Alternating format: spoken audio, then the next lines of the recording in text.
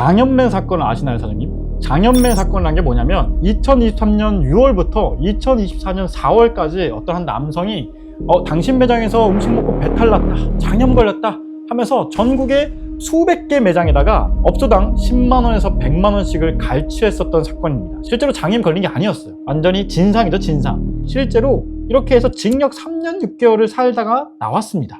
징역까지 갔다 왔죠. 그럼에도 불구하고 이런 진상들은 어딜 가나 있습니다. 그럼 이런 진상들을 대상으로 어떻게 해야 참교육을 할 수 있을까요? 오늘은 좀 강한 어조로 말씀드리겠습니다. 물론 제일 좋은 건 이런 고객들을 만나지 않는 거고 사장님이 더 현명하게 대처하는 거겠지만, 우리가 어쩔 수 없이 만나야만 하는, 그리고 만났다면 어떻게 대처해야 되는지 그 참교육 방법에 대해서 5가지 알려드리도록 하겠습니다. 혹시 이 영상을 보다가 사장님에 해당하는 유형이 있었거나 더 좋은 대안이 있었다면 댓글 통해서 남겨주신다면 다른 사장님들께도 굉장히 도움이 되겠습니다. 먼저 첫 번째 유형은 장염맨입니다. 어떤 음식을 먹고 탈이 났다고 당신네 가게에서 물어내라 하는 장염맨 유형입니다. 실제로 제가 카페를 운영했을 때 저희 매장에 쿠키를 먹고 이빨이 부러졌다, 그러니 당신이 치아 치료 비용을 물러내라 라는 고객도 있었는데요. 이때 당시에도 저도 어떻게 쿠키를 먹고 이빨이 부러질 수가 있지? 저희는 되게 약간 쫀드 쿠키라고 해서 그렇게 딱딱한 쿠키를 파는 매장이 아니었었거든요. 이런 식으로 사장님 매장에 음식이 먹고 식중독 걸렸다, 이빨이 부러졌다, 장염 났다, 설사했다, 구토가 나온다, 기타 등등 이유는 굉장히 가지각색일 겁니다. 이런 경우 어떻게 대처해야 하는가? 첫 번째는 원칙적으로 사장님 매장에 음식을 먹고 탈이 났다라는 것을 입증하는 책임은 누구에게 있냐면 고객에게 있습니다. 그렇기 때문에 사장님께서 그러면 우리 매장에 음식을 먹고 탈이 났다라는 걸 입증할 수 있는 최소한 병원에 진단서는 요청을 하셔야 됩니다. 그리고 보험이 아마 사장님이 가입하셨을 거예요. 정확하게는 배상책임 보험이라는 건데요. 여기에 가입을 해놓으면 지금 이런 유형의 고객이 나타났을 때 보험사를 통해서 응대가 가능합니다. 배상책임 보험을 가입해 놓으시고 고객에게 진단서를 요청하는 게 가장 깔끔한 방법입니다. 괜히 미안하다, 그랬냐 이렇게 할 필요가 없습니다. 그건 사장님의 매장에 음식을 먹고 탈이 났다는 건 사장님 스스로 시인하는 꼴이 돼버리니까요. 실제로 사장님 매장에 고객이 한 5명, 10명 와가지고 먹고 다 식중독에 걸리면 다 배탈 났다, 이렇게 인과관계가 명확한 경우라면 당연히 사장님 매장의 음식물에 어떤 문제가 있을 수 있으니까 요거에 대해서는 정확하게 사과하고 배상하는 게 맞고요. 그게 아니라 어떤 배달 음식을 오늘 100건 보냈는데 어떤 한 건의 고객이 막 배탈 났다, 식중독 걸렸다, 장염 걸렸다, 치아 빠졌다 하면 어떻게 해야 된다? 진단서를 요청하셔야 되고요. 배상책임 보험에 가입한 다음에 이 보험사에다가 요청하시면 됩니다. 사장님께서 만약 이런 원만하게 해결하고 싶다 하면 고객에게 손해를 배상해야 되는 경우는 3가지가 있는데요. 이 3가지가 적극적 손해, 소극적 손해, 위자료라고 합니다. 이 적극적 손해는 뭐냐면 그 음식원에서 탈이 난 것에 대해서 적극적으로 손해를 메꿔준다 해서 적극적 손해입니다. 음식값, 병원비, 약값 이런 것들이 해당하고요. 사장님께서 이런 진상 그냥 돈으로 치우고 싶어 하면 이렇게 적극적 손해 비용만 메꿔주시면 됩니다. 소극적 손해는 뭐냐면 어떤 사람이 음식을 먹고 탈이 나서 나 일주일간 출근을 못했어, 나 일주일간 일을 못해서 원래 벌 수 있었던 돈이 한 100만 원인데 그거 당신이 물어내 하고 말할 때 물어내주는 비용이 이 소극적 손해입니다. 사실은 사장님께서 전혀 부담하실 필요가 없고 물어내실 필요도 없습니다. 단체 고객이 와가지고 진짜 먹고 탈난 경우가 아니라면 이거에 대해서 배상할 필요가 없고요. 제가 영상에서 말했다시피 이 음식을 먹고 탈이 났으면 입증해야 되는 건 누구다?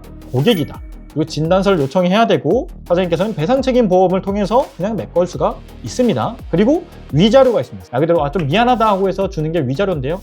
3만원, 5만원, 10만원 이렇게 줄 수도 있겠죠. 즉 장염맨 같은 경우가 나타나면 가장 이상적인 참교육, 고객에게 진단서를 가지고 오라고 요청하고 배상책임 보험에 가입한다면 거기에 떠넘긴다. 더 이상 이거에 신경 쓰지 말고 사장님은 장사를 하셔야 된다. 그러나 내가 좀 도의적으로 진짜 내 탓 갖고 한다면 적극적 손해, 음식값, 병원비, 약값 정도만 주고 위자료까지는 줄 수 있지만 소극적 손해, 그걸로 인해서 일을 못 갔으니 내가 돈을까지 주겠다 하는 것까지는 할 필요가 없습니다. 아시겠죠? 첫 번째 유형에 대해서는 이렇게 대처하시는 게 가장 이상적입니다. 두 번째는 뭐냐면요, 악의적인 리뷰를 받았을 때입니다. 이 악의적인 리뷰라는 게 손님이 우리 가게에 대해서 일부러 의도적으로 악의적인 리뷰를 남긴 경우입니다. 사장님이 진짜 뭔가를 실수했건 잘못했을 때 남긴 평점 말고 고객이 누가 봐도 우리 가게가 아닌데, 누가 봐도 우리 매장에서 먹은 음식이 아닌데, 우리 가게 탓이 아님에도 불구하고 악의적인 리뷰를 남겼을 때 이게 허위 내용인 경우에는 형법상 업무방해죄에 해당하거나 정보통신망법상 명예훼손죄에 해당할 가능성이 높습니다. 이때부터 쟁점이 뭐냐면요, 이게 허위사실, 거짓말인가 아닌가가 해당합니다. 만약에 거짓말이다, 예를 들어 우리 매장에는 머리털이 나는 사장이 아무도 없다고 생각해 볼게요. 전부 다 민머리로 근무하고 있다고 가정을 해보겠습니다. 근데 여기 머리카락 뭉텅이가 나왔다면 이건 누가 봐도 거짓이겠죠. 이해가 되시나요? 이렇게 할 경우에는 형법상 업무방해죄에 해당하기 때문에 민사상 손해배상 청구를 할 수가 있습니다. 이렇게 하는 방법이 가장 적극적으로 참조하는 방법이고요. 두 번째 방법은 이 리뷰를 삭제할 수가 있습니다. 배달앱에서도 삭제가 가능하고 네이버 플레이스도 삭제가 가능합니다. 사장님께서는 두 가지 선택지가 있죠. 그냥 리뷰 삭제하고 넘긴다, 혹은 이 사람의 리뷰가 악의적이고 거짓일 경우, 매우 중요합니다. 거짓일 경우 손해배상 청구도 가능하다. 이걸 알고 계시면 되겠습니다. 근데 이렇게 악의적인 리뷰를 다는 걸 넘어서서 세 번째 유형, 사장님에게 직접적으로 모욕, 요구를 하거나 폭행을 하는 경우입니다. 가게에서 손님에게 폭행을 당하거나 막 팔기 하면서 욕을 들었던 경우에 대해서는 사장님이 대처할 수 있는 방법이 또 세 가지가 있습니다. 첫 번째, 모욕죄. 사장님에게 욕을 하는 경우는 모욕죄에 해당할 수가 있습니다. 근데 이 모욕죄에서 가장 중요한 건 공연성인데요. 즉, 저 사람이 나에게 욕을 하는 걸 듣는 사람이 있었는가 없었는가 매우 중요합니다. 듣는 사람이 있었다, 나 말고 다른 사람이 저 사람이 나에게 욕을 하는 걸 들었다 하면 모욕죄입니다. 하다못해 분무기를 뿌리거나 물을 붓거나 소주를 뿌리거나 뭐 뚜껑을 나한테 던지거나 하면 다 뭐다? 폭행죄입니다. 폭행죄. 그러면 폭행죄로 형사상 고소를 할 수도 있고요. 그렇게 해서 내가 부딪히거나 눈에 뭐 충혈이 생기면 다쳤다, 상해죄입니다. 즉, 사장님께서는 고객이 나에게 모욕적인 언사를 하거나 폭행을 가하거나 할 때는 모욕죄, 폭행죄, 상해죄로 고소고발을 진행할 수가 있습니다. 참는 게 능사는 아닙니다. 이런 고객들에게는 단호하게 대응해야, 아, 우리 사장님 이런 고객이 단호하게 대응하고 나를 지켜줄 수가 있구나 라고 직원들이 배우고 알바가 배우고, 아, 저 사장이 되게 강단 있게 가게를 운영하는구나를 다른 고객들도 보기 때문에 그저 참는 게 능사가 아니라는 걸 꼭 깨달으시고 모욕죄, 폭행죄, 상해죄로 형사 고소 고발을 진행하는 것도 사장님에게 굉장히 도움이 될 수가 있습니다. 파리가 꼬이지 않게 사장님께서 직접 퇴치를 해주시는 게 가장 이상적인 대처라는 걸 잊으시면 안 됩니다. 이렇게 올 때마다 그냥 좋은 게 좋은 거지 하고 피하다가는 사장님 가게뿐만 아니라 사장님들 직원, 알바, 다른 고객들도 피해를 볼 수 있기 때문에 이런 직접적인 물리적인 피해가 있다면 반드시 고소고발을 진행할 것을 추천드립니다. 그리고 네 번째 유형이 먹튀죠, 먹튀. 흔히 말해서 배달을 받아놓고 음식을 가져가 놓고 이미 음식을 받아서 먹어놓고서는 안 받았다 하는 경우를 우리는 먹튀라고 하죠. 이 먹튀 사례가 굉장히 많은데요. 이런 경우에 사장님들이 어떻게 대처하는 게 가장 이상적이냐면, 의도적으로 무전취식을 했다, 사장님이나 직원을 속여서 무전취식을 했다 하면 경범죄입니다. 경범죄.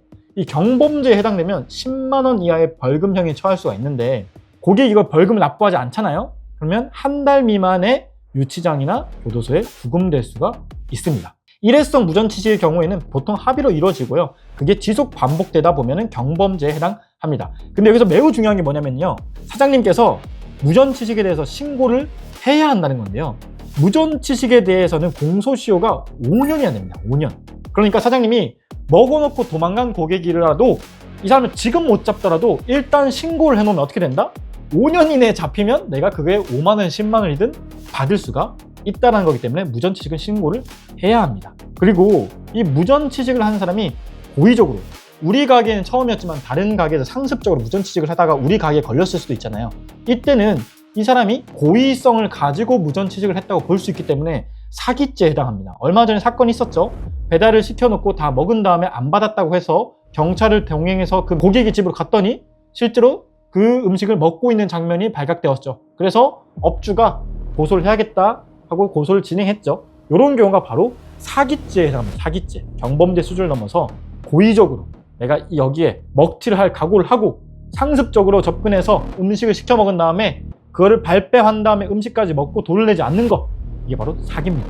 이 사기죄에 해당하는 경우는 형사 고소고발이 가능하기 때문에 그냥 고소를 접수하시는 게 가장 원만하게 문제를 해결할 수가 있습니다.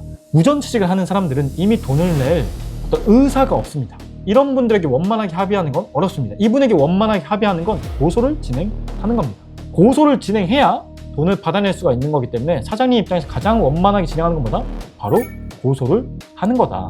이때 주의하실 것 두 가지 알려드릴 건데요. 첫 번째, CCTV를 확보해야 됩니다. 내가 음식을 보냈다라는 증거, 혹은 라이더라면 요즘은 라이더분들이 다 캠을 이렇게 달고 있죠. 그렇기 때문에 내가 음식을 지정된 장소에 뒀다라는 것, 즉 이 음식이 고객에게 직접적으로 배달되었다는 걸 입증할 자료가 가지고 있어야 되고요. 두 번째, 이거 진짜 조심하셔야 되는데요. 혹시 이런 고객들이 이렇게 무전취식을 했다라는 걸 막 찍어가지고 커뮤니티에 올리거나 가게에 올려버리거나, 요즘에 막 무인 점포에서 이분들 먹튀했다라고 이렇게 사진 출력해가지고 붙여놓고 그런 거 있잖아요. 요거는 다 명예훼손죄 걸릴 수가 있습니다. 즉 내가 고소하려다가 저 사람도 나를 명예훼손죄로 고소할 수가 있기 때문에 이런 것들은 지양하시는 게 좋습니다.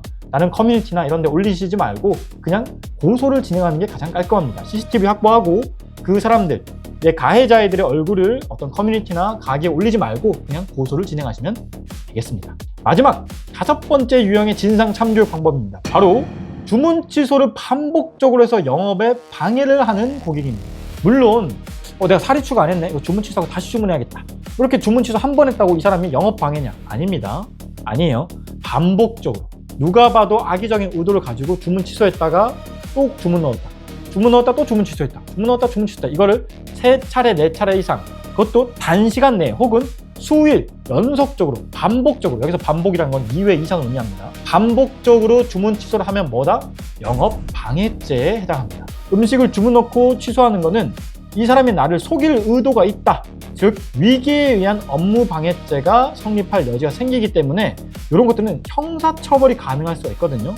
따라서 한 손님이 단시간 내에 혹은 단기간 내에 수일에 걸쳐서 내 가게에 수차례 주문을 넣고 취소를 반복한다, 그것도 막 금액을 크게 한다, 이러면 의도적으로 속일 의도가 있었다라고 법에서 해결하기 때문에 업무방해죄로 고소를 할 수가 있습니다. 이런 것들도 사장님이 만약에 참기 싫다 하면 고소고발이 가능합니다. 상대방의 연락처 이런 것만 있으면 고소고발이 가능하니까 꼭 이런 진상들에 대해서는 사장님께서 참지 말고 적극적으로 대응해 주셨으면 좋겠습니다. 우리가 진상이 없으면 가장 좋겠지만 어쩌면 진상에 대한 소극적인 대처를 계속해서 해왔기 때문에 진상을 더 만드는 걸 수도 있습니다. 사장님께서 때때로는 이런 진상을 마주할 때는 강력하게 대처를 하셔야 우리 가게 진상이 꼬이지 않고, 혹은 더 넓게는 다른 가게에도, 이 자영업 생태계에도 진상 고객을 덜 만들 수가 있습니다. 오늘은 제가 이런 진상 고객들을 대처하는 5가지 유형과 방법, 즉 참교육하는 방법에 대해서 말씀드렸는데요. 결론적으로 말씀드리자면 다 고소를 하거나 고발을 하거나 고소고발할 때 이 사람의 죄명이 뭐에 해당하는지를 정확하게 알고 대처하라는 겁니다. 참는 게 능사는 아니라는 거죠. 물론 저는 이 영상을 보는 사장님들이 이런 진상 유형의 고객들을 안 만나시기를 정말 진심으로 바랍니다. 저도 장사를 하면서 이런 진상을 만나보니까 너무 머리가 아프고 스트레스 받고 짜증나더라고요. 사장님께서 혹시 이와 비슷한 경험이 있거나 이런 경험이 있을 때 나는 이렇게 대처했더니 참 좋았다 하는 사례가 있다면 댓글로 남겨주신다면 다른 사장님들에게도 굉장히 도움이 되겠습니다. 사장님들이 진상을 만나지 않고 깨끗하게 즐겁게 행복하게 장사하시기를 진심으로 바라겠습니다. 저는 사장님들에게 도움이 되는 정보를 앞으로도 영상을 통해서 그리고 정보를 통해서 배달을 통해서 꾸준히 알려드리도록 하겠습니다. 이번 영상도 만드느라 좀 고생했으니까 꼭 구독, 좋아요, 댓글, 알림 신청을 부탁드리겠습니다. 배달 장코치였습니다. 감사합니다.